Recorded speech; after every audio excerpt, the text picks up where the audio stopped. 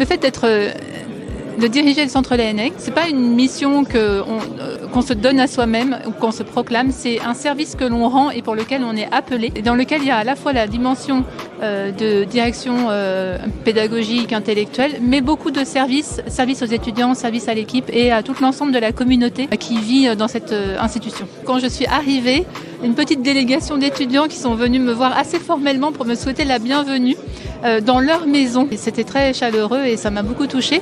Et même encore aujourd'hui, comme les étudiants sont là depuis 6 ans, la plupart sont plus anciens que l'ensemble des salariés, eh bien ils n'hésitent pas à nous dire tiens, avant on faisait comme ça, il faudrait faire comme ci, ou vous devriez faire ça.